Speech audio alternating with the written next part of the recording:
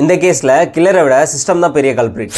இன்னைக்கு cinema of the டேல 2024ல பாலிவுட்லேருந்து ஒரு சைக்கோ கிரைம் த்ரில்லராக ரிலீஸ் ஆன செக்டர் 36 படத்தை பற்றி தாங்க பார்க்க போகிறோம். இதோட ஸ்டோரி என்னன்னா, செக்டர் 36 அப்படின்ற ஒரு ரெசிடென்ஷியல் ஏரியாவில் தொடர்ந்து பல குழந்தைகள் காணாமல் போகிறாங்க. ஆரம்பத்தில் போலீஸ் பெருசாக அந்த கேஸ் சீரியஸாக எடுத்துக்கல.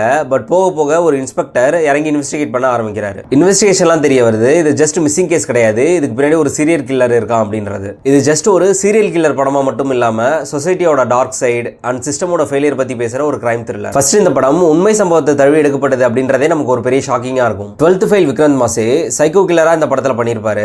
அந்த கேரக்டருக்கு நேரா ஆப்போசிட்டா இருந்தாலும் டு த கோர் அவரோட பெஸ்டே கொடுத்திருப்பாரு. மிஸ்ஸிங் சில்ட்ரன் கேஸ்ல இருந்து சீரியல் கில்லரா மாற இன்வெஸ்டிகேஷன் செம கிரிப்பிங்காவே எடுத்திருப்பாங்க. அண்ட் ஜஸ்ட் சீரியல் கில்லர் படமா மட்டும் இல்லாம சிஸ்டமோட ஃபெயிலியர் அண்ட் சொசைட்டில இருக்கிற இன்இக்வாலிட்டிஸ் பத்தின கொஸ்டினை நமக்குள்ள எடுப்போம். கில்லரை பிடிக்கிற ஒரு இன்வெஸ்டிகேஷன் த்ரில்லரா மட்டும் இல்லாம அந்த கில்லர் உருவாகிறதுக்கு இந்த சொசைட்டி எப்படி காரணமா இருக்குன்னு காட்டக்கூடிய ஒரு ஹார்ட் ஈட்டிங் ஸ்டோரியை பார்க்கலாம்னா கண்டிப்பா நெட்ஃபிளிக்ஸ்ல தமிழ் டப்பிங்கோட இருக்கு, ட்ரை பண்ணி பாருங்க. டெய்லி மூவி ரெக்கமெண்டேஷனுக்கு நம்ம சேனலை மறக்காம ஃபாலோ பண்ணிட்டு அண்ட் இந்த படம் பார்த்தவங்க உங்களோட கருத்துக்களை கமெண்ட்ஸ்ல சொல்லுங்க.